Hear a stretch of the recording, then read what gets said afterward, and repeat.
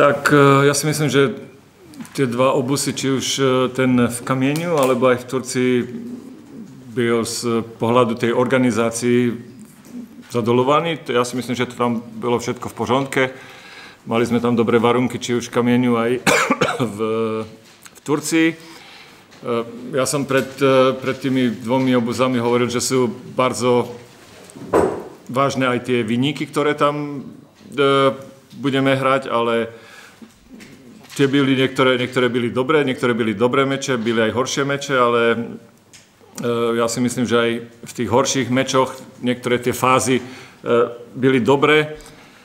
Tak sme ich absolvovali z plného tréningu, aj pred mečami sme trénovali dvakrát v tom dni, takže ja si myslím, že po fyzičnej stránke je družina dobre prigotovaná do tej rundy.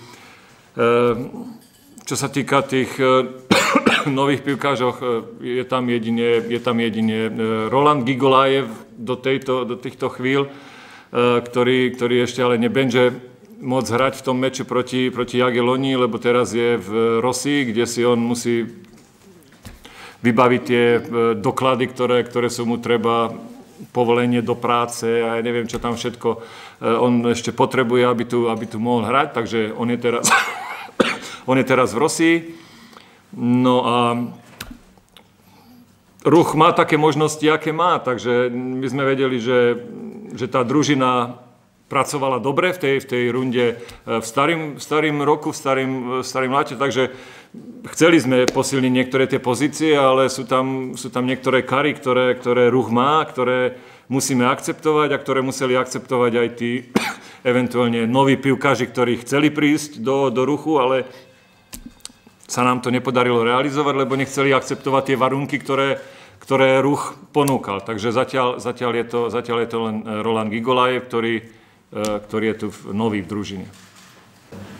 No, moim zdaniem na pewno ten wynik jest w głowie gdzieś tam u każdego piłkarza.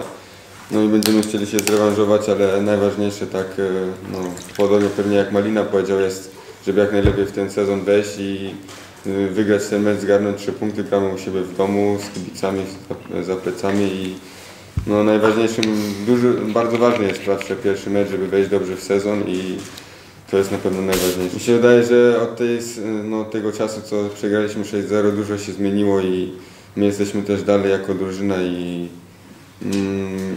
jesteśmy w stanie lepiej zagrać, dlatego czekamy na niedzielę i zobaczymy, jaki wynik będzie. Nie, to spotkanie nebudeme oglądať.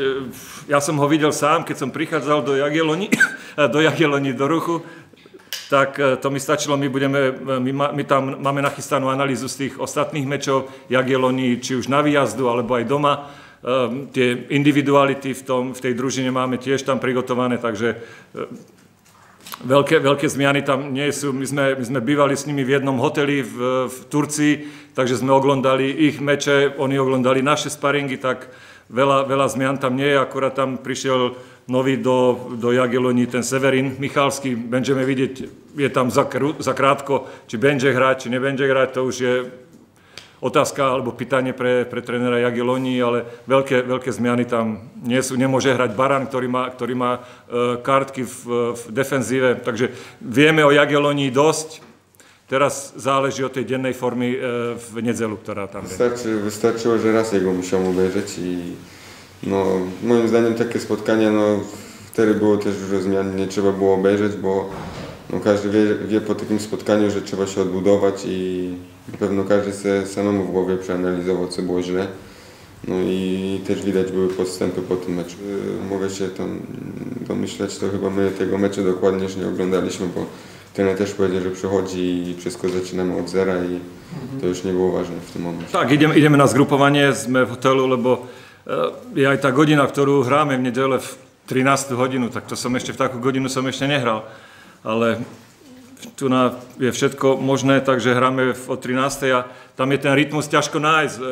Pivkáže, keby boli doma, tak čo teraz, silná snídanie, alebo skorý obed, takže tam aj tá koncentrácia, lebo teraz pred tým mečom toho bylo strašne veľa, ja neviem, prezentácia, byli sme tylko jeden týždeň sme byli tu v Poľsku, takže chceme, že tá koncentrácia, aby prišla už, alebo aby sa už začala nejak budovať už v sobotu, aby to už bolo, že dobre, zajtra už nie je len žiadny sparing, jutro už je meč, takže preto ideme aj na to zgrupovanie už v sobotu, spravíme tam rozruch, kde oglądame Jagielloniu už v sobotu večer, naša rozpráva bude v nedeľu dopoledne, takže ten program už je tam nachystaný, aby aj tí pivkáži už boli tak mentálne nachystaní, že áno, už jutro valčíme nie o 3, ale jutro valčíme o 6 punktov, lebo to je 6-punktový meč. Jagiellonia je 3 punkty za nami a ako Daniel hovoril, je bardzo vážne to, aby sme do tej rundy vstúpili dobrým výnikom, najlepšie 3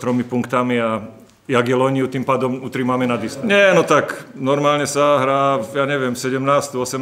alebo v 20 hodinu, ale v 13., no neviem, v 13. v nedeľu o 12. sa chodí do kostola, ale nie na futbal.